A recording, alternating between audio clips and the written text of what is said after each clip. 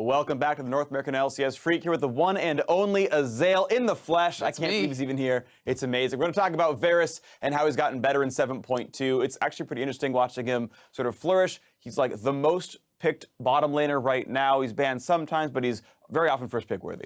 I mean, even in 7.1, this guy was extremely popular. In 7.2, we're seeing people ban out Kha'Zix on blue side because they're not willing to give that up, but they also want to first pick Varus, and his priority really has risen. Yeah, absolutely agree. And of course, you can talk about what else he can do with the lineups as well. He's sometimes a flex pick.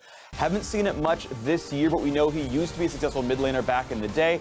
Good counter picks to maybe things like Azir, can handle against the Cassio and Ryze as well. So maybe you see some of that, but he's just a nice long-range poke mage essentially in the bot lane. Exactly, and we're seeing Jace go mid sometimes now, and I do think they fulfill kind of similar roles coming out of the mid lane, so I wouldn't be surprised to see teams starting to flex him more. Yeah, so of course Varus very, very strong, and it's worth pointing out that really as a 7.2, every pro is going for the full lethality build. Youmu's Ghostblade into usually Edge of Night, but a straight Dirk in the mid game, and just lethality got stronger, and we're gonna in a second have a graphic of just how much more lethality build actually does for you when you're playing in pro. You can see that lethality is based on your target really, and so when you're against a switch champion like an Ashe, you're getting like 20% more damage on your spells, 26% more damage on your spells compared to buying crit. Exactly, and a key thing to remember here is while tanks may be in your face, you can shoot piercing arrows at the squishies through the tanks, and that has kind of become the optimal Varus strategy. Even with Maokai's up in the Varus' face, they're often aiming at those kind of optimal targets in the backline, trying to poke out the ADs, trying to poke out the mid laners, and allow their frontliners to take them down. And exactly, in a pro play, so many times you'll see, ooh, Ashe got chunked to half, they have to give up the Drake. Sorry, Piglet can't team fight anymore. Chunk too low, one piercing arrow topped him out. So gonna see back in, gonna look at this a little bit later. And there's compositional situations as well. You often see high damage mid laners kind of help out with that you're seeing Cassiopeia or Ryze or Corki supplement Varus because he's not gonna kill a tank in a 5-on-5 very well, but a Cassio sure can. Yeah, and the Corki Varus, to speak a little bit about that, is a composition that is working very well together. Obviously, Corki brings some magic damage, double ADs can help to punch through the tanks, and it's also, Corki's ultimates in combination with the piercing arrows from Varus makes a lot of backline threat for the other team. They have to be very careful about that poke. You get hit by a big one plus a piercing arrow, you're essentially out of a fight. Yep, totally agree. I do think, though, as far as you playing games at home, playing ranked games, I actually think it's still better to go for a crit-focused build. If you're just playing solo queue and silver, plat, whatever, I think you still want to go Essence Reaver Hurricane because it's just more team fight focused. Pro play, poking one guy out will actually secure you an objective. That's not what happens when people are running around being monkeys and stuff. I actually recommend you just get that 80%, 70% crit chance, get an IE on the top of it, and that's what you should do at home. But that's, of course, a special scenario. But overall, yeah, he's been obviously very effective. The extra utility he brings in with the ulti, obviously really valuable for team fights and picking people off. Now, I've got a question for you. Yeah. Speaking of monkeys, who isn't a monkey? Who is the best Varus in North America? Best Varus, before the season started, I would have said Sneaky because he's playing a lot in solo queue coming in, but Sneaky's actually not playing a lot of that champion. From what I've seen, he's just been better at playing things like Ashe. He's actually just a better auto attacker. So I think Arrow's actually been super consistent. He's constantly winning lane. He's constantly getting ahead, constantly getting the push, and he's just got the skill set accuracy. He's actually landing the Qs from really long range, and so he to me is the best Varus in NA right now. That can change in the course of time, but right now he's the guy I give the nod to as far as best bot lane Varus in North America is Arrow, and of course, why wouldn't it be? It's in his name. That's going to do it for us talking about this awesome bot laner. Be sure to tweet us at LOL Esports if you want any more breakdowns on specific meta picks, but for now, let's send it back to the cast to get us into game. Thanks, Freak. Welcome back for Game 2 of TSM versus Phoenix1. A small touch of housekeeping before we continue. Player of the game does in fact go to Inori for a pretty epic Kha'Zix game. Yeah, absolutely epic. I think that the play that he tried to make to get them back into the game against Bjergsen ended up costing Zig his life, but that was one of the only failures I really saw from Phoenix1, whereas there were a ton of successes where he picked off Bjergsen in a side lane, he played the fights correctly instead of disengaging, walked all the way around to become a backline threat, and I will say that is actually really ballsy to do when he doesn't have evolved wings. He did that when he had Spike Racks and Q, and just a lot of damage trying to blow people up, so he knows the limits of that champion. Yeah, and that's been quite common, taking the wings very late, so impressive play there from Inori. As far as adjustments for TSM though, last game they were definitely a little behind overall on map play, so either I think they need to tighten that up, realize the mistakes in macro and be like, okay, how can we fix those, or do the opposite, play more aggressive, pick more of a team fighting comp, or maybe just more of a pick comp and try and brute force their way through. So P1 have demonstrated they can play a pretty full range as far as that goes, and in a slower game, maybe they're favored. So we'll see if TSM either want to speed things up or slow them down even more, and they have to prove one way. They can either outthink or outfight them. Yeah, and like you said, outthinking, it does take a lot of time to actually get your macro game down and figure out, okay, who's pushing, when do we back off? But to go for more of a team fighting composition, it might be the way that TSM would want to gravitate towards, because that Jace in the top lane, Zig saw that Shen as a good counter to it because he just is able to hold his own in the lane. He eventually gets tanky enough to stall, to bait him in, and that's what they ended up doing against Hauntzer, because this Jace is supposed to be able to push that person in, force them out of the entire lane, and have to group with their team to force team fights. That's the strength of Jace, is he will usually get that tank out of the lane, so they have to go 5v4, and your 4 just backs off, and Jace gets tier 2 turrets. We only saw him on about 1 tier 2 turret that entire game. Yeah, I mean, the early game of the game was very clean for both teams. They really were even up until about 22 minutes, but a couple of late calls, some strong wave manipulation. I think even the global presence of Shen ulti really hurt them. It did. It really did. Having those double globals against a split pusher means that even if he leaves, he still has a way to come back and maybe meet Jace before he gets to a turret, if Jace decided not to get into that fight. But we're going to swap sides, I believe. So curious to see if we do have adjustments in draft. Kha'Zix seems like an obvious one for either jungler here. Anori obviously went off of it in game number 1, so maybe Sven takes it first on the blue side. Yeah, and now Phoenix One, now that they're on red side, the Rengar, Camille, LeBlanc seem to be what you would ban on the red side more often than not, which means that Phoenix One don't have the luxury of banning out Ryze, Maokai, and Ivern. That's true. We'll see if what gets left open here for either of these teams. TSM Phoenix One back into Champion Select for game number 2. And this is kind of the interesting thing about this portion of the draft, at least. The blue side usually informs more of what they want to be doing as far as target bans. Yes, some strong champions are usually taken away, but, Maokai's a decent champion. A lot of teams are playing it, but it's, not a specifically standard ban that we'd see on the red side. So TSM have a little more to play with here. Yeah, we just saw Phoenix One actually ban Maokai on blue side before, showing that they don't really want to pick it. They don't want to have to, deal with that in Hauntzer's hands, and TSM are actually doing the same. Yeah, we saw Ryze again. That's another common sort of blue side ban. You don't always want to first pick it, but you don't usually want to give it away. This is the kind of ban I was talking about, though. Taking Varus away from Arrow. Yeah, and like Freak was saying, best Varus in the league at the moment. I would agree with him that Arrow is definitely right now showing that he's the best with that skill shot accuracy, the chain of corruption, hitting that time and time again, and then just the consistency in which he's able to land the piercing arrow on one person, let alone sometimes 2, and chunk them out of the lane. Gives them a lot of room in the lane. Well, TSM, where are they going for this next ban here? Taking their time with it, certainly. Actually, I'm going to go with Jay, so want to keep that out of Phoenix One's hands. This leaves kind of Ryze as the ban that was on Phoenix One side that isn't taken away here.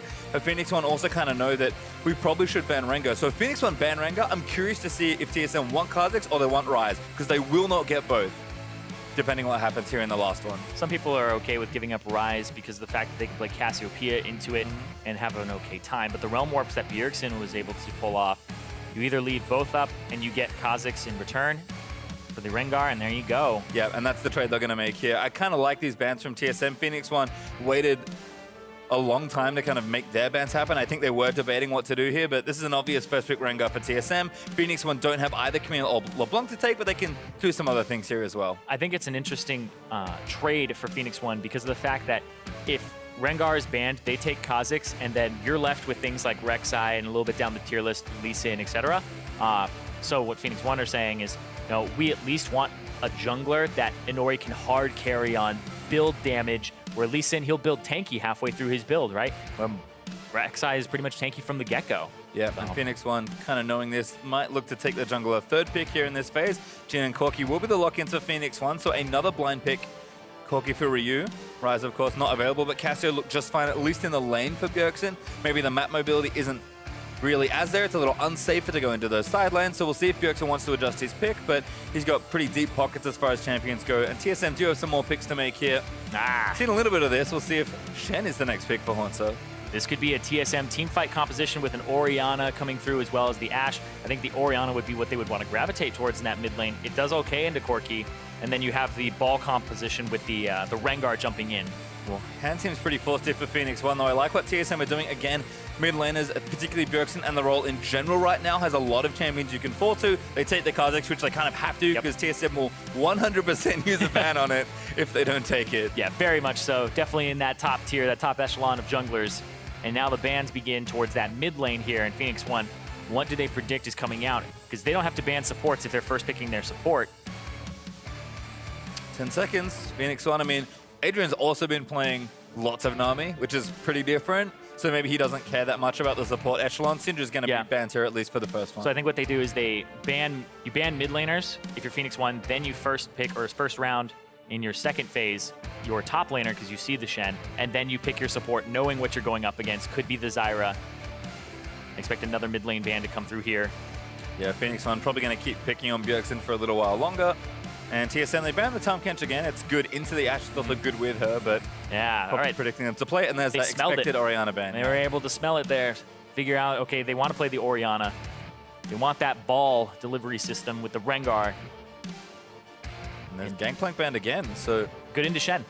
yep, that makes sense. Taking that one away from Zeke, who, like you mentioned, did have that in their Game 3 win last year versus TSM when they played that series. But what's the pick here for Phoenix 1?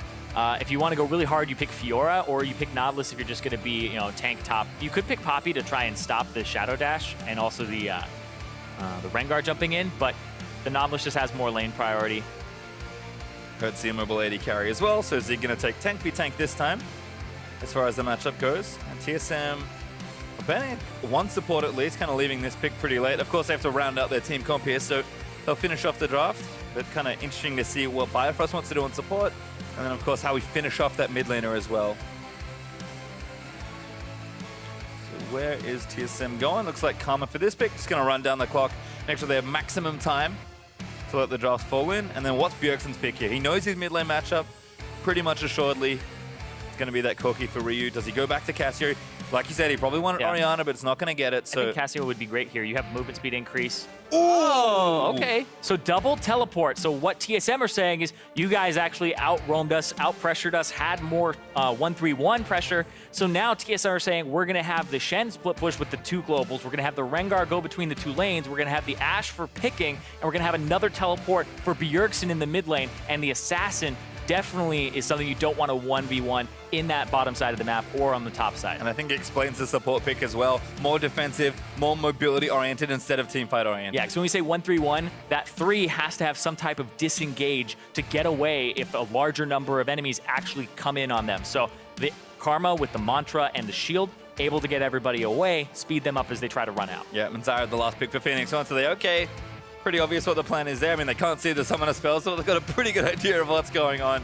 And Adrian will take the teamfight support Zyra this time. So kind of interesting. We're going to see an even more polarizing clash of styles. Last game, pretty similar comps for both teams, and it played out in a similar way for a while. TSM going to over-index on map mobility and macro play. This time on P1, the response sort of has to be to out-teamfight them now. So we're going to get to see something we've seen for quite a while, pretty much through the history of League of Legends, is one team wants to split push, the other team wants to force as many fights as possible because they expect to have a map advantage at almost every time. Yep, and almost everybody on the team from Phoenix 1, almost every champion there can pick or force a team fight to begin with an ability that catches somebody out. So when you're 1-3-1ing, getting caught is a big problem, but they do have the Shen to back that up and the Ashe Arrow that's global. So you do have to actually be worried. For both teams, nobody really comes out of this draft being like, all right, we got a way better composition to play to in terms of win condition. But I think TSM's angle is a little bit easier to actually execute on. Normally, I don't say that about 1-3-1s, but 2 teleports, an Ashe Arrow, and another global that gets you in definitely makes that quite easy. Yeah. So Phoenix 1 has pressure. Yeah, certainly do. And if TSM felt tested last game, kind of being run around the map, they're going to feel that even more so. So interesting comps. I think junglers, as always, going to have a look in. A little more pacifist fence Garrett on the Rex side in game 1. Honori runs it back with the Kha'Zix. But Rengar is the champion that is not often let through. They certainly aren't going to give it to Honori. Honori has played against it a number of times. So P1 say, we've won game 1. Maybe feel comfortable giving you this one. And if Sven can have a big Rengar game, that's huge. Because there's a reason it's almost always banned on red side. And Rengar has some great comeback as well. If he's able to, get off the ground, that's great. He can snowball. But if he gets behind, I mean, he's not completely out of the game at almost any point. Certainly not. Svenskaren, we'll see what he can get done here. Lots of farming in the early stages of level 1, so I don't expect the early game to be filled with too much action, but we'll see if either team changes their tune. Bjergsen's just having some fun, dancing around. Everyone's just hiding in bushes right now for TSM. Both teams fanned out, making sure they can see whatever's going on. No. And looks like Adrian's not too far forward either, so seeds won't spawn in that further part of the lane. Bifrost camping that bottom bush for now. Sven and Honori got into a scuffle last game. Looks like they'll just chill out this time. Yeah, I mean, if you get into a scuffle against a Rengar who can just constantly gap close on you as you're running away, it feels bad. So he'd be able to charge up the Q quite quickly, especially since now when Rengar gets an auto attack or a leap on somebody and he has 0 ferocity, he actually gains a stack for free. See what happens with the lane matchup in mid lane, but we'll get to that in a second. Biofrost getting hit. Tried to step on a seed. Adrian's going to make him pay. That plant will wear out. And there's another one again. Yo. Feels bad, man. Get your garden stepped on. Oh, man. Ruined my day. Speaking of gardens, oh, poor Blasco. Still, the top side, we see it typically leashed because of the fact that you want to posture in the bottom lane like that, rush level 2. And with the jungle spawning a little bit later at 140 instead of 137 in patch 7.2, we will almost never see bottom side leashed unless there's a special occasion of an invade or you have an Ivern. Biofrost winning the early trades, though. And actually do have a Doran's Blade here for Wild Turtle. Longsword for Arrow, which is to be expected, but it was into Ashe. Was the reason people started doing it. Ooh, plants everywhere, Turtle. Maybe not thinking those would both be in range, but he actually ate a Thunderlord's proc and the plant damage there. So early trading was interesting last game. Arrow and Adrian certainly seem to have the lane advantage. We'll see if that continues now that TSM bottom lane has, you know, pretty stable, pretty safe and strong bottom lane for themselves. And stable, it has that ability to just shove, but trade very heavily. They do have more potions for Arrow, and this is kind of the debate between the Longsword 3 potion and the Doran's Blade 1 potion.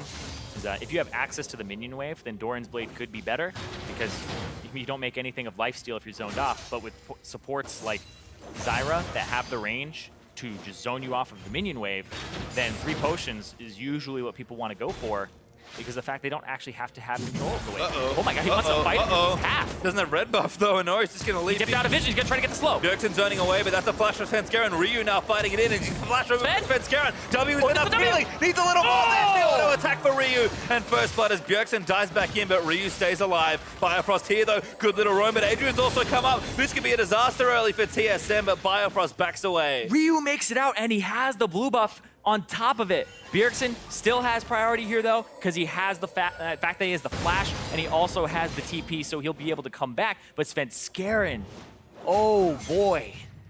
Didn't have a red buff and wanted to fight for Scuttle. And that's the thing, he didn't have red buff. So now Inori knows, hey, he didn't do bottom side of the jungle. We're ready to go here. Biofrost net up, no good flashes. Turtle now the target, and Nori just lets it rip. Yep, just trying to get damage on him. Knows he doesn't have those 3 potions. Gonna have to pop that 1, and there isn't a Nami to sustain here.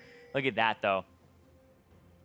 I mean, he's trying for it. Nori's like, yeah, I'm taking this Scuttle Crab. What are you doing about it? Oh, he saw the ferocity fall off. That's what made him turn. He saw the 4 ferocity in the stacks of Svenskeren, where Rengar is his most powerful, actually just fall off, and he's like, all right, I'm going in. No fear. Inori against Svenskeren and Bjergsen as a combo, he does not care.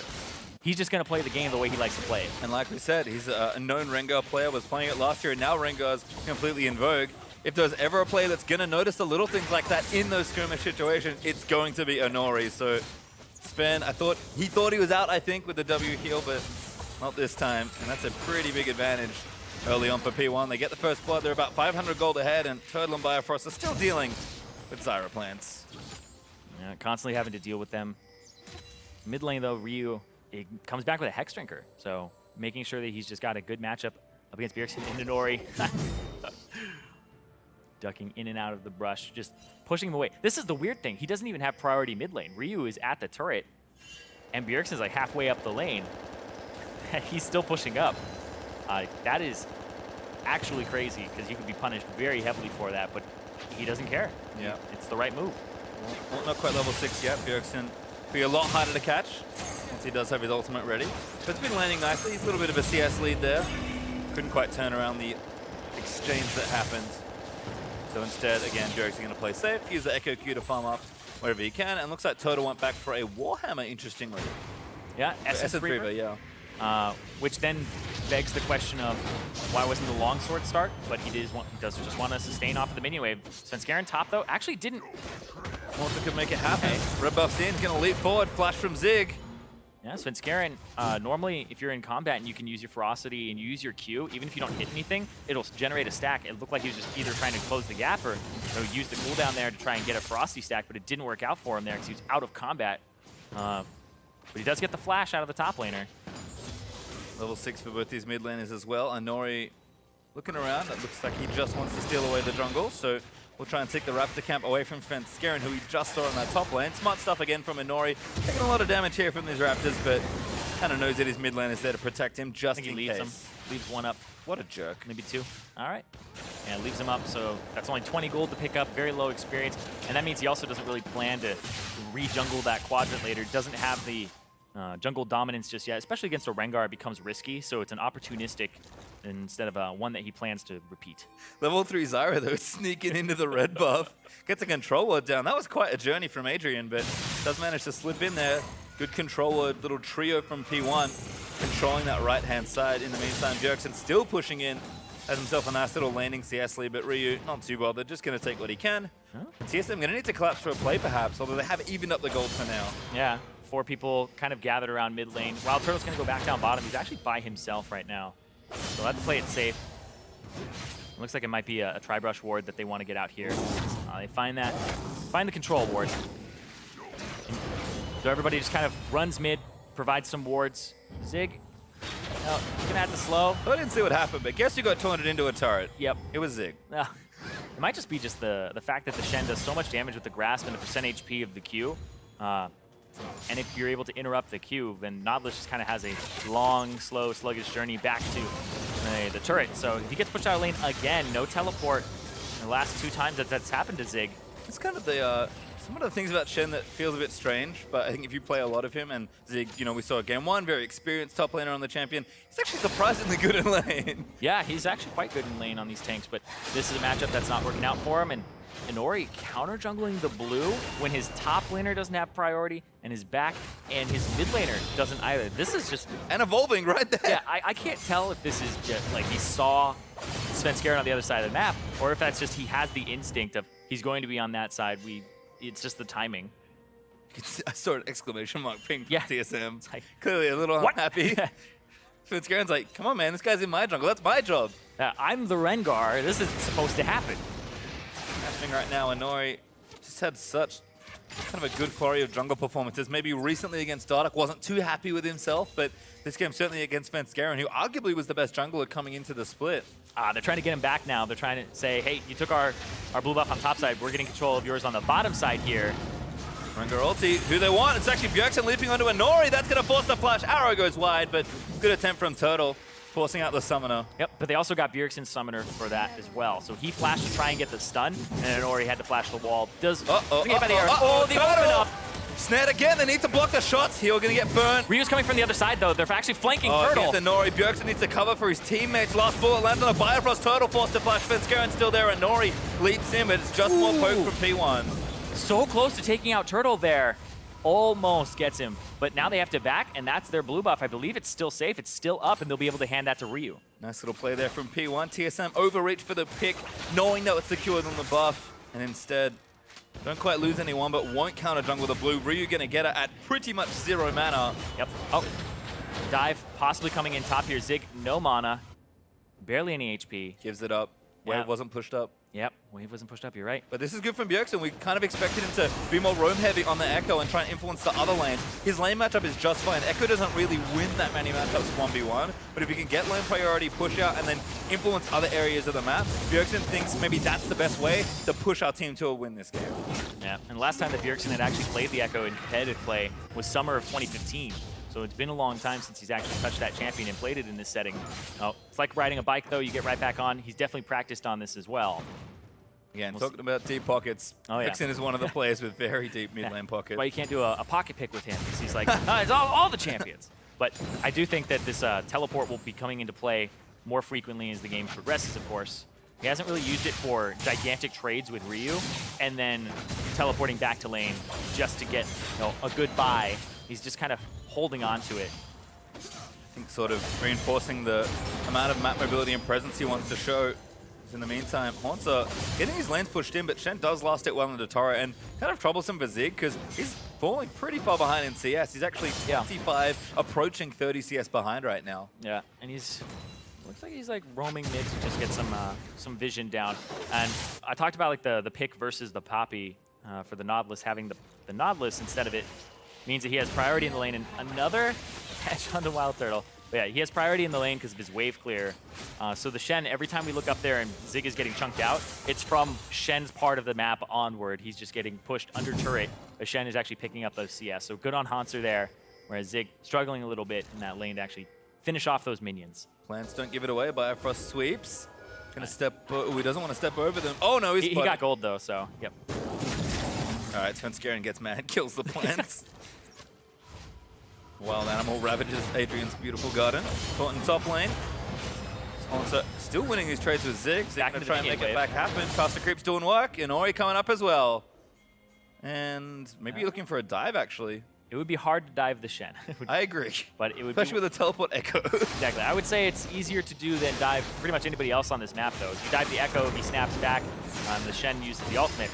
But Inori going for the invade has jungle item completed, Hunter's Potion. Doesn't have the boots that the Rengar does, so this is actually quite risky that Inori's here. TP from Bjergsen.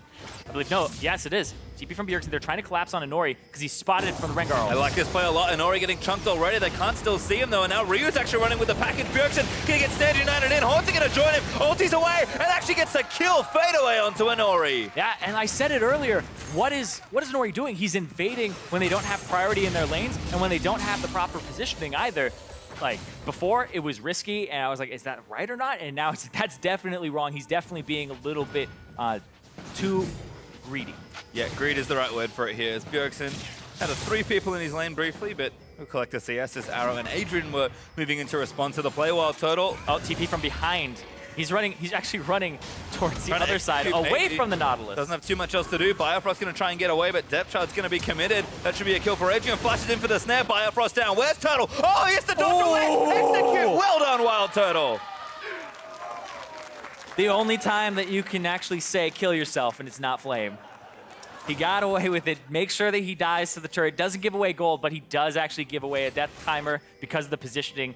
And now it's a race for that first turret. Inori on the top side. Can't really protect this Zig on the bottom. Rengar will come up and try to assist in the turret taking here. I think P1 does actually have momentum. They are a little bit ahead. Should win the race here. 3 versus 1 or 2. Numbers advantage looking good. So first turret is going to go over. Arrow. Yep, commits for the last auto. And they'll share some gold. This top turret will be traded, though. It's actually not very unhealthy. Yeah, it will go down, though. It'll take a little bit longer, but it will go down. And that's the thing, is the option for P1 would be to continue pushing. Ryu, though. Ooh. That was a proto belt there from Bjergsen, so a prime position for an all-in. Inori looking to cover his mid laner, though, and Bjergsen kind of knowing all that, just going to play back safe. Couldn't land the stun, so he doesn't go all in for that kill. And there's that top turret we expected. So equal in turrets. P1 will go up slightly in gold as a result, but 400 gold is not really too much. Yep. Oh, Inori goes over. He's actually going to see Svenskeren here. And hello, level 9. He's definitely happy to fight I don't want this. Svenskeren going to flash away. Blast code. Oh! He clay pigeoned him. He got him in the air. With the claws. Inori now going to look to counter jump with a blue buff again. Svenskeren's Rengar just hasn't been able to find too much here. Inori, I mean, Kha'Zix is the big 1v1 jungler. We know there's a rivalry between the champions, but Inori's won every exchange. Yeah, he's like, oh, level 8, I got this. Jumps in, so much damage, and is forced to actually use it. And the way that works is the Q actually just registers and starts no matter what. That's why he can actually do some things like Q and jump away and do a double jump. There's some double jump mechanics with Kha'Zix with like really experienced players in one tricks where you can start the Q as you're jumping away, he'll turn around, end it, and then he can leap again because it resets. It's pretty sick. Again, auto attacks, unless you move out of vision, are going to complete. So Inori gets the fadeaway blast cone. It's kind of like a dunk, actually. It's that, the Taste of Fear, it's the Q. Yeah. That'll start like that. It's kind of coded that way, you're right. Svenskeren, not too much right now. In fact, Ryu and Bjergsen, as is now tradition, I suppose, moving down to their respective side lanes. Much better setup for a side lane mid laner this time for Bjergsen. I joked, I think on Friday, about side lane Cassio from Ryu, which did work out for P1. But Bjergsen just feels comfy here. Maybe look for a dive. Actually, Haunter's going to join him. Flash forward, Stand United ready. There's the total. There's the exhaust is down as well, but that should be enough for the kill. And there's Svenskeren to clean it up. Yeah, the Rengar comes through. They're going to try to get this turret and actually get an advantage here for TSM, but they're just going to push it out. There's a deep dive, but no punish. Good response there from P1, but TSM are grouped together for the Ocean Drake that's up now. Might have to take that objective instead of the turret they may have wanted, but P1 going to be down a man for 15 seconds. Okay, so Turtle actually comes through. It looked like Jin Arrow was possibly thinking about opening up on him. This may be a Ooh, Inori's going to be the taunt. That's a kill for Haunter. Stranglethorn's committed, only knocks up 2. That should be Drake TSM. Yep, and there's no chance of a smite steal there, so they actually just back off. All 5 members of TSM able to actually make a great macro play there. Turtle shoved up the mid. The bottom was an engage from Bjergsen onto Ryu, but he had people collapsing. The Stan united. This Shen, we're seeing it more and more. It is so popular now because of the fact that those double globals. It's so funny whenever Shen is out of the meta. You're just like, why? The macro potential of him is just so good. He covers options like no other top laner. Well, it's looking good in both the games we've seen it so far. And it's good to see TSM being more proactive on the plays. Bjergsen calling for the dive mid lane with the help from Haunter. These are the sorts of plays they can make. You're right, exactly. You were talking about how, be a little bit more aggressive. And that's what he does here. Pushes the wave up. Ryu already chunked to half because he had eaten the Time Winder previously. Now Bjergsen makes connection with the E. Flashes forward just to extend Haunter forward. And Ryu doesn't have anything left there. That's Garen secures the kill. Extra stab there. It's like, I mean, I actually think that's the right person to give it over to. Bjergsen already has a kill. He already has an advantage. We saw that he can destroy Ryu in a one-on-one. But you want to give it to the person who's been getting a little bit clobbered in his one-on-one matchup in the jungle. I think that the Rengar are now a little bit more even with the Kazakhs. And 2-on-1 might be okay, but Inori was in the lane briefly, and I said, I don't think you want to fight the level 12 Echo, even as Kha'Zix, who's very good 1v1. So he gives that up. He's going to give the lane back to Ryu, but Ryu is behind in CS by about 20, and Bjergsen's actually going to extend that lead as he starts to push this wave towards the top tier 2 turret. So lane assignments seem good for TSM this time around. They've kind of got that tank v tank matchup that I think they missed last time around with Haunter not being able to get the lead on Jace. And that's going to cover Sven's Garen. He's had a bit of a rough early game. But looking at that gold, pretty much even. So it's going to be once again about the map play. Very close game first 20 minutes, much like the first one. And Inori's just such a bold player when he plays, and we're seeing the hubris sometimes of his actions that it's hard to get a read on him. You're like, okay, what a jungler would do is they would do this. They would do this. Okay, he counter jungle that side. Now he will be on this side of the map. Inori doesn't actually abide by most junglers' rules. It's a little erratic and hard to predict where he's going to be. The fact that TSM were able to catch him out was great when they were able to find him on the other side. But you can see he's up in levels right now. Might fight. Uh-oh, didn't go well. Sven's Garen going to get chopped. Stranglethorn's not enough. Inori's blown up though. Bjergsen going all into the backline, but has to ulti back. Doesn't get over the wall, and now Zig's going to cut him off. Bjergsen Sven looking for Inori. Bjergsen's going to be taken down, but Inori goes down to Sven on the flank. Haunter looks for the flash taunt, doesn't quite connect onto Arrow, but Sven has some rushes to start leaping forward, and Bjergsen resets up the W as Haunter is tanking all the damage. TSM, they only got 1 kill, but they'll take it. And Inori, he went back in for that. He actually could have just walked all the way away, but he was spotted by the Rengar ultimate, and it will crit you when he comes out of it. It'll also give him vision. Inori tried to outplay it. That would have been really interesting if he was able to do so. And we'll watch it again, because he has his ultimate up, he has a charge left, and what he tries to do is he tries to actually cloak himself afterwards. So you can be spotted even when you're invisible by the Rengar ultimate. What he does, if we do it in slow motion here, is he jumps in, he cloaks, but the crit still hits him. Removed vision, and then he's killed by the Q on the side. So the Q hits side, and it's an arc forward. And he got just clipped by it, just barely. And P1, boys, a couple summoners get themselves out again. Couldn't lose anything else there. Turret's actually staying the same, so only lost a kill, which is the minimum for P1. The TSM starting to play up, get that vision down, and play more aggressive. They know they've got the tools to initiate a fight and the pressure with the Shen in that side lane. So making stuff happen here in this game. It's funny. I said either outthink them or outfight them. They're kind of doing both with this draft. Yeah, they're doing both for sure. They have the ability to move around the map a little bit better. The double teleport and the multiple globals of TSM give them that map mobility. They're also outthinking them too. They're contesting their buffs when they're stronger. And Inori there, like I said, he's kind of erratic and no idea why he went back in. I mean, aggressively minded player, very strong-headed is Inori. Do it for the highlight reel.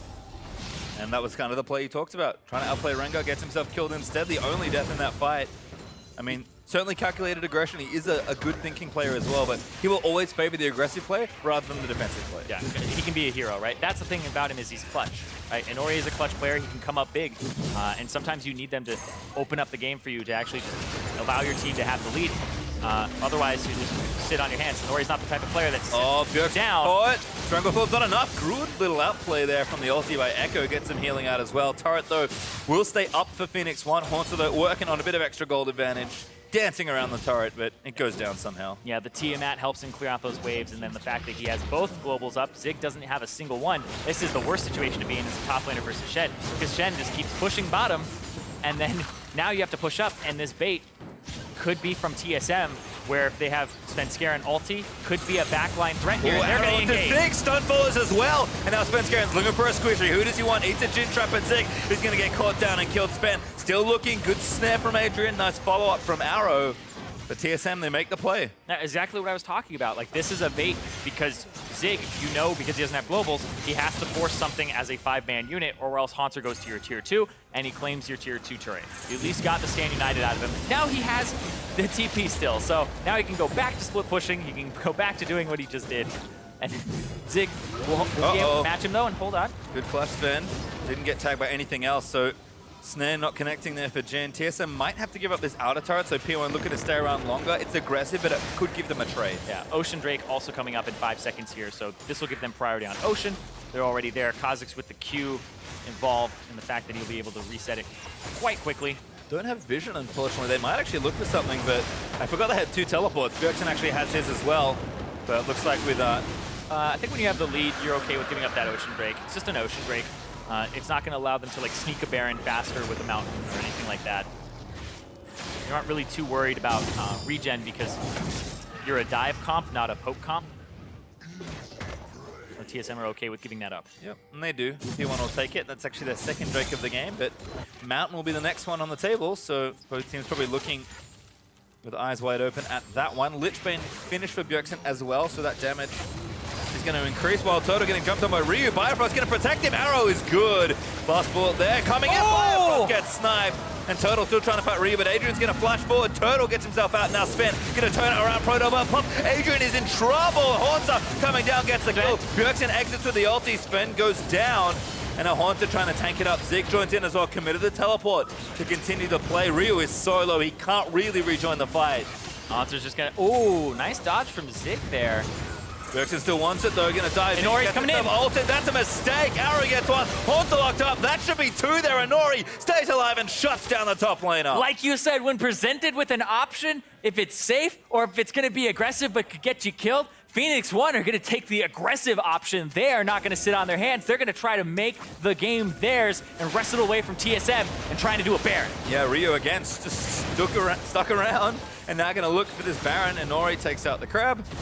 Zig's very tanky, able to make sure that happens, and Turtle has to try something. Hook misses. Bifrost with good poke, but Arrow flashes in. Adrian's going to cut him off with a pass.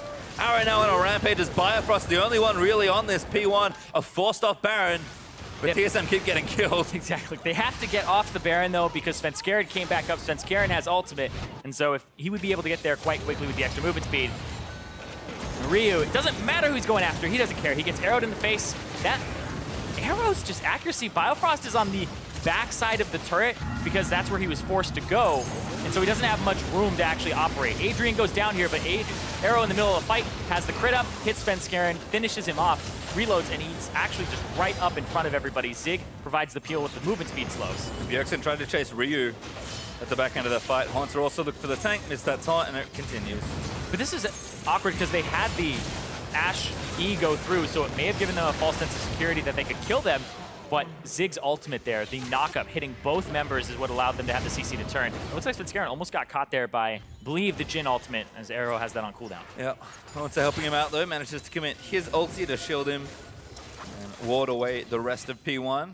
P1 though, didn't get the Baron, but they are going to continue to try and push down this mid lane and even up that turret situation and the gold situation. Yeah. I don't think TSM can really do much here. Exactly. P1, they're making these bold moves and they're getting a bit off of it, getting back into the game, but they're still down in turrets because of the composition. Echo now on the top turret. He has the Lichbane. He'll do a lot of damage to it, and it's hard to answer him with a Corki. So now they're trying to get multiple people here. He may have to TP away if they keep going up there. Baron also a threat. You can see the pings for TSM.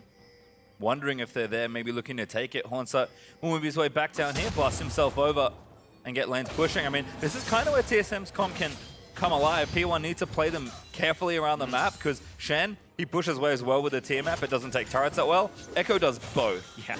Well, I will say now that he has the Titanic Hydra, he's doing a lot of damage to these minion waves, clearing them out that Titanic Hydra active will actually clear out caster minions. When you hit a melee minion, it'll go through and actually just obliterate the wave instantaneously.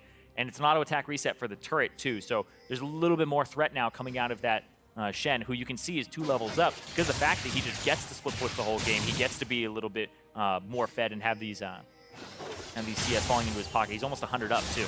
Bjergsen, you can see, just demolishes that wave. 2 Qs in an E. Able to take that down. He'll recall, though, and leave Ryu with the wave that's coming towards that tier 2 turret.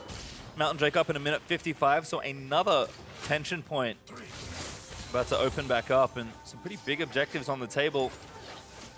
P1, again, sticking arrow mid, clearing up whatever farm they can find that's safe, and there's still a turret behind, but the gold is even between these two teams. And when we look at where that gold is, a lot of it is on that Shen. So he's got a lot of armor now. He's very fed. You can see Hanser, most gold in the entire game.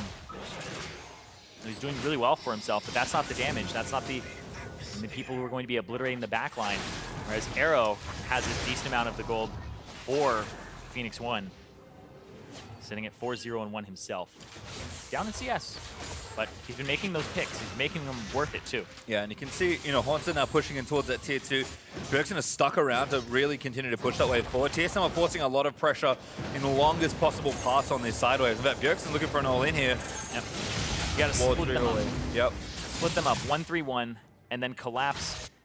And it actually opens up great opportunities for the team fight that comes in afterwards, because the Echo wants to enter and have that backline fight. So the disadvantage, though, is that with the 3, you don't really have enough people to go in wards safely. So you can see P1 actually have complete vision on that left-hand side. It looks like Rengar's trying to chase someone down. Ryu's got the package. Arrow pops the Edge of Night, and no arrow force coming from Wild Turtle. Svenskeren hunting, but does not find prey. So that was for seeing if there's anybody on the right side between Zig and where the mid lane is, because the Drake is about to come up. It's a Mountain Drake, and this is the one that people really want to fight for. If your 1-3-1 gets a Mountain Drake, that's a huge boost in the power that they have in just continuing to 1-3-1. Even if somebody dies, they'll take the turret much faster. They'll be able to actually pick it up. And we'll see what Phoenix 1 decide to do with this, because this is a bit of a situation where you could really make a misstep here, and it could cost you the Drake, cost you the Baron. They have wards all over Baron. They decide to go after Hanser here, who's actually been pushing a little bit too far forward. No vision, and Inori's going to find him. There's the knock-up, there's the snare. Arrow ulti hits Inori, that's nice. And now Bjergsen's down as well. They turn it around. Very impressive collapse from TSM. And that arrow is what they needed there. Wild Turtle coming up big with that shot. Ryu looking for Sven. Sven heals back up. Yep. And now with the jungler down, TSM say, screw the Mountain Drake. They want to actually blow the game wide open, try to go for a Baron here. Side of control in their favor also, but Ryu's being a nuisance poking them as they move towards the Baron. TSM going to have to do this pretty decisively. Arrow doesn't have the ultimate either, so he'd have to get up close. Adrian's going to walk up, try to get access to the pit. Total no, he might get 1v1, 1v2. Zig Death Dash United could help him out. TSM have to turn around. Adrian's going Arrow who's getting launched on by Svenskeren. TSM pull up the Baron at the last minute and take out Ryu. Wants a shutdown Arrow as well. Zig gonna fall. TSM might get it all. And TSM, they're low, but they take down 3 members plus an Oi from before. Adrian is now one of the members of Phoenix 1, who's in range to try and do something here, but it is going down swiftly. It's about 500 DPS though, so we have about 10 more seconds before this goes down. That's enough for Inori to get in there. Oh, Arrow hits one! He's in the pit! Hit the pit! Trying to steal, they need to stop DPS, they do! That's Baron TSM! They stop the DPS like you said.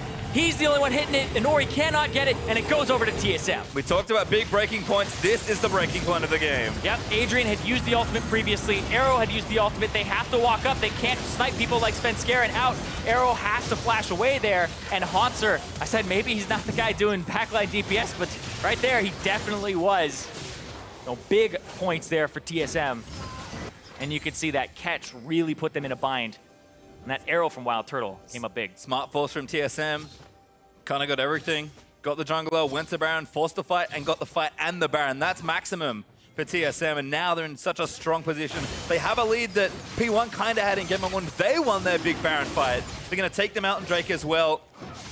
And now in position to look to close out the game. They're not there yet, but 5,000 gold ahead with this lead looks good. As Arrow just 2 shots and that's it. Yeah. Knows the pick wasn't coming. A bit of a frustration ultimate there as well, looking for something, because you can see the timer on the top side, bottom side, 1-3-1, best composition to have with the Baron buff, because even if you lose 2 members, you still have people on the flanks, you still have people on the sides getting you turrets, which will ultimately open up the game, push the enemy back, gives you gold, etc. And it's definitely worth more than kills. So all TSM kind of had to do is just brainlessly 1-3-1 and collapse into occasional 4-1s, and then they'll be able to get these outer turrets. Well, if it should be simple, let's see how good it looks. TSM in a position to move the game forward and force another third. They've had an awful lot of 2-1 victories, despite how good their records All of their victories are 2-1. That's correct, actually. Their only loss is an 0-2. Yep.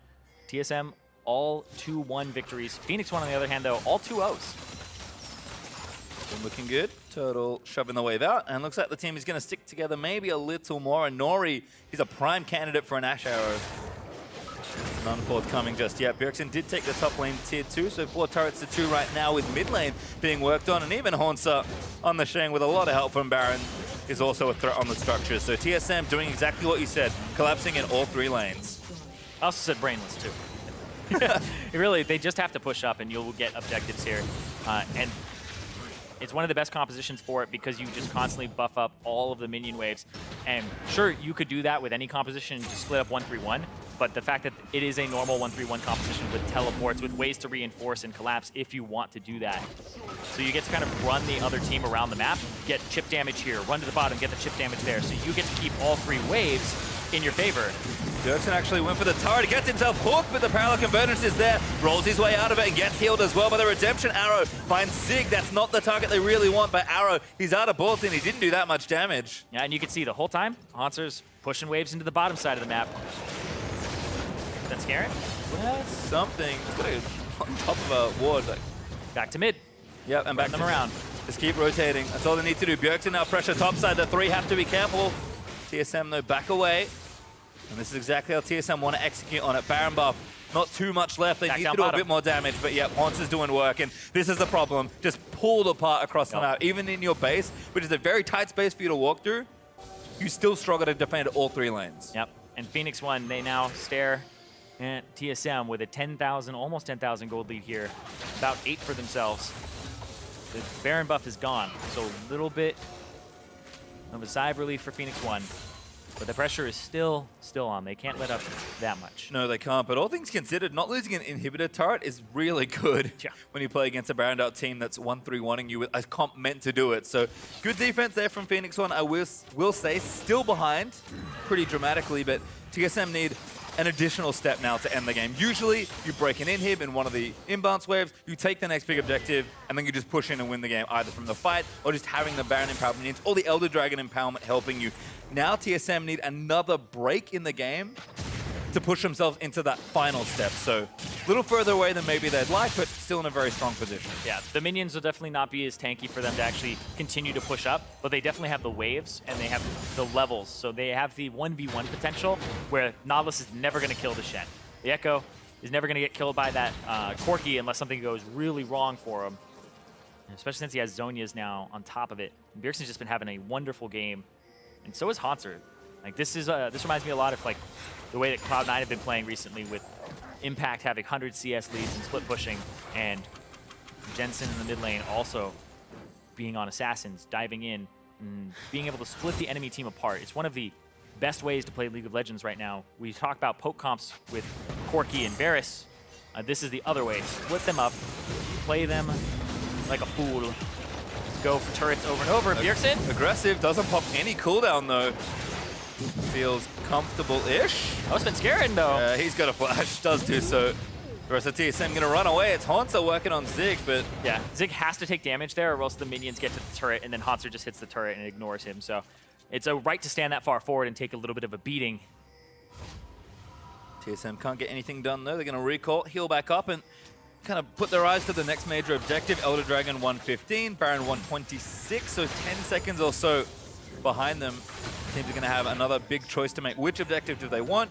Whereas the vision and what happens on the execution of taking the buff. And they have Mountain Drake, so TSM will be able to take it a little bit sooner. And they have the luxury of continuing to 1-3-1 with their globals and then collapse on whichever objective they really want to. So Phoenix 1 could actually be the ones to start an objective to try to get back in the game. But I think it's going to come down to TSM will be there first, and Phoenix 1, if somebody missteps from TSM's side, they will try to make a pick, but making a pick against Shen is becoming more and more close to impossible here. And I think it feels the same way for the Echo, and the other side is that Bjergsen can kill you if you try and challenge him. Shen's going to annoy you, but Bjergsen's actually going to take you down with the Echo. So again, they picked for it. They're now going to reinstate the 3-lane pressure. They've got vision around the Baron. They're going to get a little bit around the Elder Dragon just to not get caught off guard. And Ryu's going to have to go answer. Top side, Haunter is already doing work versus Zig, getting that wave pushing. And again, TSM kind of need one thing to go right here. Whether it's a big fight that gets the objective, a pick that lets them push into a base, or simply a turret take, TSM don't need much more. Yeah, TSM, they'll have priority here on the Elder Dragon. Ryu top lane, trying to shove it out so he doesn't have to worry about that wave. And it may just be a Baron for Elder Dragon trade, but there's a 5-second difference in these timers here. And you can see TSM, how quickly will they get out of this hit and try to fight, because that could be the make or break moment. And then Scarin pops the ultimate. He's going to try to rush in here. The DPS, does Phoenix 1 have it? Kind of caught Zig here, and they do have the DPS, but the arrow finds Adrian. Big amount of damage, but P1 took the Baron. They need to get out, but Bjergsen, he's arrived. Adrian is dead. And now Spenskaren's hunting onto Arrow. Brushes there. The exhaust is down. Going to turn it on as Ryu does good damage there to the Rengar. And Ori going to get out scot-free as well. Oh no, Bjergsen committed his teleport. P1 are caught at all angles. And Ori going to be chased down here. Biofrost going to help out. Arrow in the brush. Do they dare to check it? He's going to make it back with the empowered recall. It's a bit of madness here. Biofrost and Bjergsen try and chase down Zig, but Ryu's there to defend. Maybe more? Didn't quite hit it there. They don't have anybody flanking. What's up? Blocks for his teammates. Wild Turtle in the mid lane pushing up, and Inori's trying to get that top lane. Yeah, 1-3-1 this. He just keeps pushing up. Inori pushing. I mean, everybody else on TSM was just past him, so he's like, this is my escape route, is to push. This is how he lives. Doesn't keep going though, because he knows TSM are looking to break open the base. They may have Baron, but P1 could lose more here. Bjergsen back in. Just break that mid in here, but now they're going to look for the fight. Haunter finds it onto Zig. Spenskaren getting chunked though, and actually the ulti's down onto him. Bjergsen pulled there as well. Haunter goes in, but Arrow goes down to Span. Now Bjerg popping that, has the ultimate, has to use it there, but it's not quite enough damage. Can he zip out of this so one? Close. Not sure he can. The last Q's enough. Ryu with the missile actually finishes it off. And TSM, they don't get an inhib and they lose a couple. But those are 50-second death timers. P1 now have wave priority in mid, top, and they could get it in bottom if they wanted, but I don't think they do. You want to get this middle inhibitor, that's our tier 2 turret, sorry.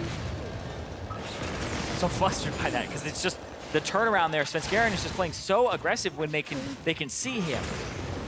You'll usually use the ultimate of Rengar to zone in that situation because you're going to get the turret. You don't have to kill them there, but the Elder Dragon also is close to wearing off for TSM. This is going to be P1 pushing all the way down and trying to get this inhibitor before the respawns come through. Yeah, Baron giving over is actually a huge mess for TSM, and keep in mind, that Elder Dragon take was not intended to be a trade.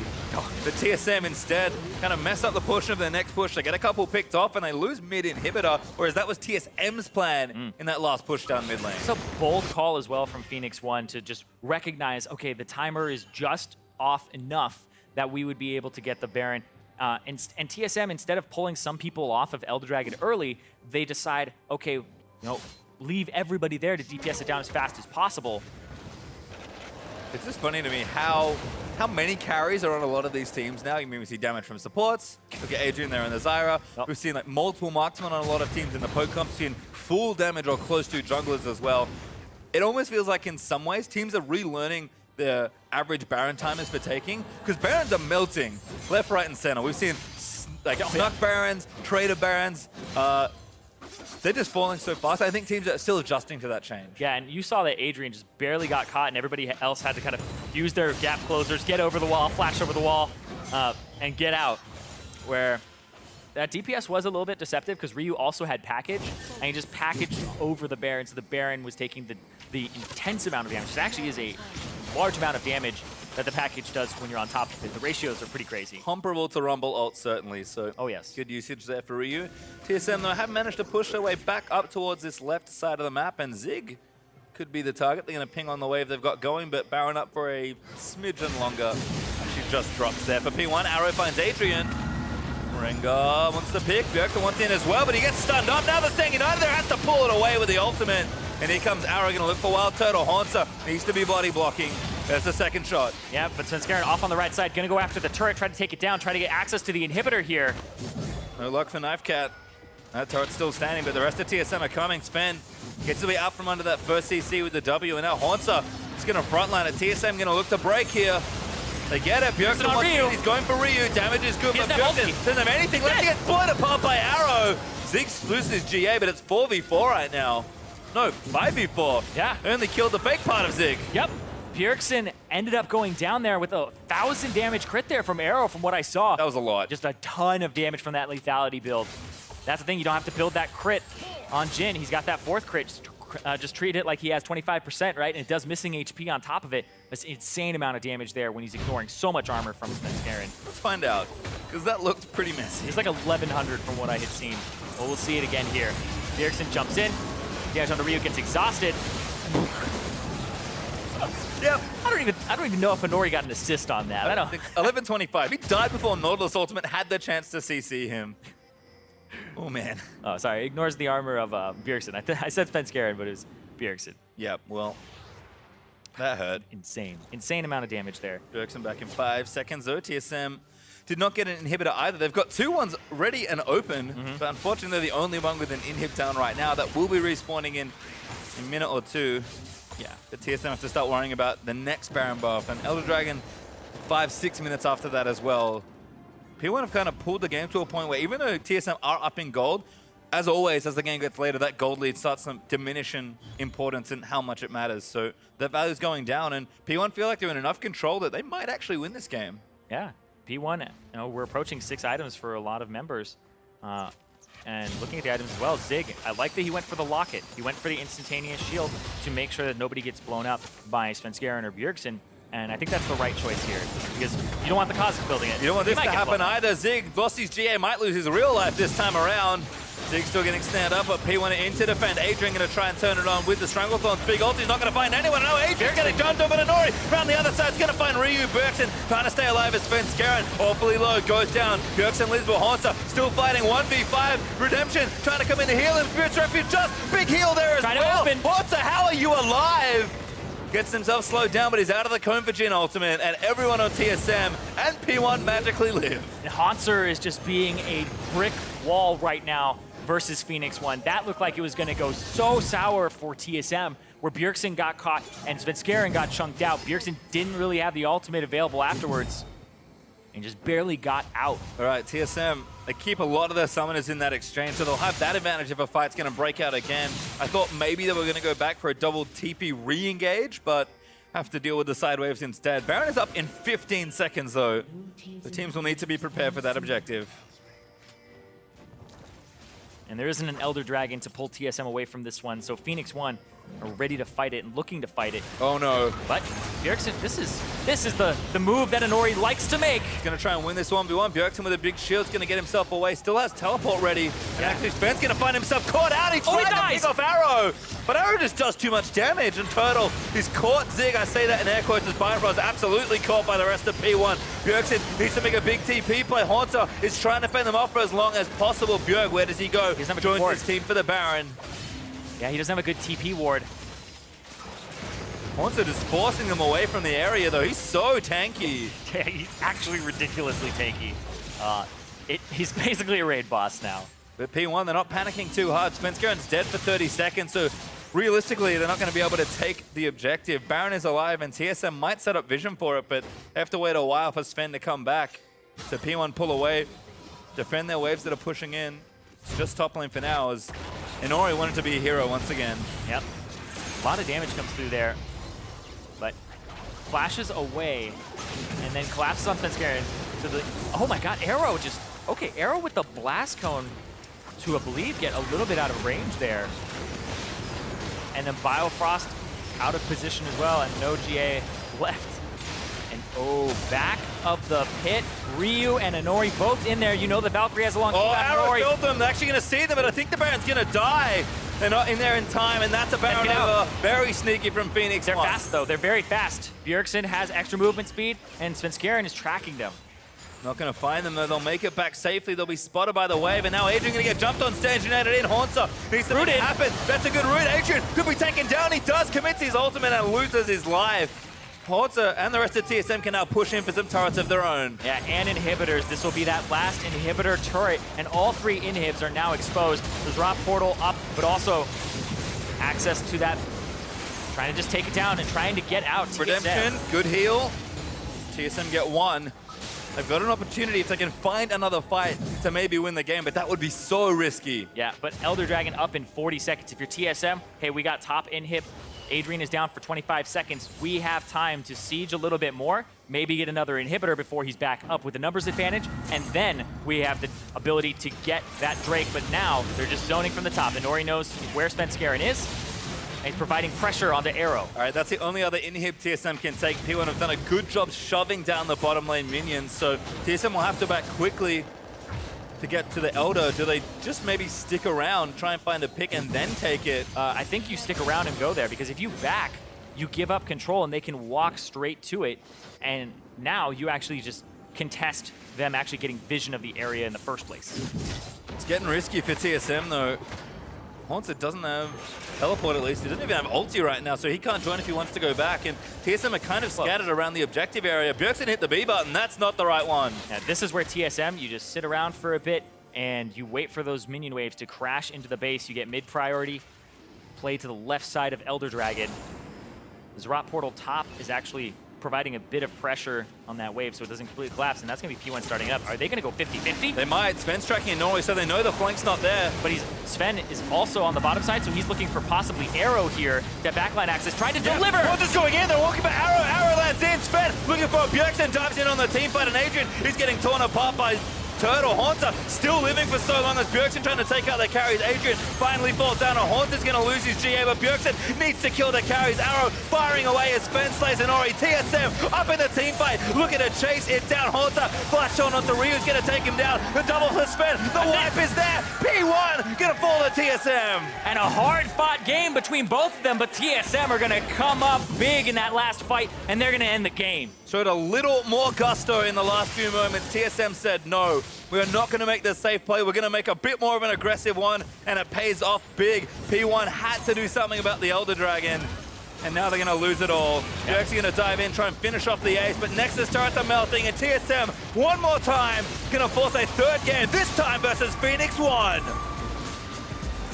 And the last time that they played against each other, that was a 3-game series. TSM, they want revenge. They want to be able to bring it back. Crazy game. Fun series so far. P1 looked real clean, closing that out after that one big moment. A little harder this time around. TSM, I like the adaptation in draft, picking that really pure 1-3-1 comp, but also having some teamfight elements. They did need to do more than just a split push. We said that they were one step away, and P1 fought well to push them further and further back to the game where it was almost a coin flip. But TSM, they stayed calm, they played the map well, and when the moment came to find the big fight, they clutched it out. Yeah, I think Shen was a big part of the entire composition of TSM. If you're looking at anything in this series, it's whoever gets Shen, you have a lot more priority in your lanes, you win most of those tank matchups, and even in the time that he was played against Jace, he just has more global pressure. So these teams looking at Shen and what's going to happen in the pick ban phase with that champion, because it is quite annoying. And we saw it wasn't just global pressure there as well. He was able to just dive the back line, deal a lot of damage. And I think Haunter played that incredibly well all throughout. He did. And it's so funny to look at tank players and be like, oh, they're playing really well, because it seems like your job is so simple. And in some ways it is, but you need to be, be disrupting the right targets, landing CC when it matters. And it sounds dumb, but it is a skill to absorb damage. I actually thought if you look at that very last team fight, that Zig was playing the best he could in that situation with the Nautilus. Bjergsen actually phase dove onto Ryu, and he turns, hooks him, makes sure that he's taking care of everybody on the front line of the enemy team, but also peeling for his Corki and for his Jhin. And I think that's one, if you're a tank player, you go back and watch what Zig was doing there. Even if he loses the fight, I think he's doing the right thing. Certainly good-looking game for both the top laners, but for more on how TSM fought to bring this match to a game number 3, we're going to pass it over to Dash and Mark Z. Thank you very much, gentlemen. TSM extending it here to a third game. Fun fact, right off the bat here, TSM has always gone to 3 games so far this split. So very different, stark contrast to last split where they were super dominant. They had the 1-0-2 to start their season off against C9, but since then, all 2 That's a ones. good point. That's a good point. But yeah, I mean, starting off with the draft, I liked P1's idea of going with leaving the Rengar up. We saw that TSM had that strategy versus Team Liquid where they got the Rengar, or they banned out a ton of stuff, so they ended up with a Rengar. And honestly, Sven has never looked super impressive on it. It's still Rengar, so it does stuff in the game, but it's not a dominant Rengar performance like we've seen out of some other players. Right. And the way the draft played out was kind of weird because there was the Varus blue side ban, which means Jin's the next priority AD carry, and it wasn't like the traditional OP trading that you see when you leave a Rengar up. Right. But ultimately, I wouldn't say like it was a horrible decision. No, absolutely. And both of these team comps definitely have multiple ways to win. We've got the tanks up front and whatnot. But the gold graph here is really what interests me and kind of the story that it tells for the entire game. TSM, if you look here, being blue, obviously, they have a small gold leads leading up to this 20-minute mark, built entirely out of CS differentials across all 3 lanes. Right, I mean, if you look, especially Haunter in particular on your screen now, he had like a 50 CS lead. There's about a 21 mid and a 20 CS in the bot lane. So all over the map, TSM is clearly superior laners at least, and they're able to get a lot of advantages, but they don't quite convert well. Right. And we've seen this in multiple series. It was similar against TL, and that's why it feels like they always go to 3 games, is because when they do get small mid-game leads, they're really bad at expanding it to larger leads, unless they get a game-breaking fight. Yeah, I mean, right there, I mean, that's insane right there. 46, 31, 20. That's, you know, you're 100 CS across the board You there, tell me those are the essentially. CS differentials, I think this game's a blowout. I'm like, what happened? Someone got dove, they're like dead, but it was just laning. Right, but yet on that gold graph, we saw that the gold differential itself was honestly not that big. Of course, there was a small spike for P1 around this 23-minute mark. They pick up a 3-for-1 here on the back of a TSM kind of overextend, maybe a little bit too much of a... Right, so basically P1 starts this fight out, and it's not the cleanest thing. They're going to be able to pick off Biofrost because Turtle's, you know, kind of juking around with the Ryu there, but then TSM collapses with this 1-3-1 comp that they have. Sven closes in, Bjergsen closes in. We see the TPs coming in as well. And it looks like that this is going to be a decent fight for them. They're getting people low. Unfortunately, Haunter misses the taunt there. Ryu's almost dead. Inori's super low. And instead of, you know, knowing exactly what to do in the situation, they just say, well, let's keep fighting. Let's Chase keep it out, man. chasing into it. And P1, they're great team fighters. I think they might be one of the best team fighting teams in the league right now. And you see this turn perfectly executed onto Bjergsen. They get him. They follow up on the Haunter. And off the back of this, it looks like, you know, P1's back in the game. They might have control. Poor Bjergsen was the target of the force shot by Jin on multiple occasions, zeroing him out with some pretty big crits there. But once again, back to this gold graph. Let's look at it because we see a big spike here around that 23-minute mark, exactly what we were talking about, a Baron off the back end of that from Phoenix 1. They get right back into the game around that 23 to 25-minute mark, and yet the game swings one more time into TSM's favor, picking up a couple more Barons before they close it out. Phoenix 1 on your screens here talking about their third game and strategies leading up to it. 48 minutes into the game, though, let's take a look at this final fight here for TSM around the Elder Dragon. Right, and this is kind of how you expect the fight to start. Kind of the submarine Rengar delivers the Shen on top, but ultimately Ryu is able to get out in arrows as well, and then from there, it's really about the fact that Bjergsen does a great job putting threat on the back line while Turtle's able to sit and kind of hit the front line of the other team. So here, he's zoning out Ryu, arrows, you know, putting a lot of shots on the Haunter, who is a beast in every team fight. His Shen's always an extremely strong one and tanks a ton of damage. And then, like I said, with the combination of their front line out-tanking P1's front line, they're able to win this fight. Right, it's one of those situations where Bjergsen on Echo was such a threat as a frontliner, right? Yeah, he was Him Zanya's and the Shen able to stun. dive in, and that's really what it was. And Inori on the Kha'Zix did get killed on his attempt to kind of, to flank the team. And had that gone differently, maybe it swings in P1's favor. Ultimately, though, we're moving to Game 3, and player of the game, the guy who's back, it came off of here, was Haunter on that Shen. He won that matchup. We already saw those CS differentials at 20, 46 CSD at 20. That's insane. Yeah, I mean, it's a tank versus tank matchup. Honestly, you have the push advantage with the Nautilus early, so if anything, it's usually kind of a little the other way. You can say the trades go in Shen's favor, but Right. it's not like you should be smashing lane, and he was smashing lane. So that was very impressive. And then the way he played out team fights was great. A couple missed taunts here and there, but that tends to happen. And he was always tanking a ton of damage, always threatening P1 somehow their space so that they couldn't walk up when they wanted to. Yep. Great overall game. By the end of the game, he had Flame Horizoned at one point. He was 3 levels up on Zig at one point. So just an extraordinary performance out of him. TSM, they tied up 1-1. Meet us back here in a few to see the conclusion of P1 versus TSM. Don't go anywhere. You're watching the North American LCS.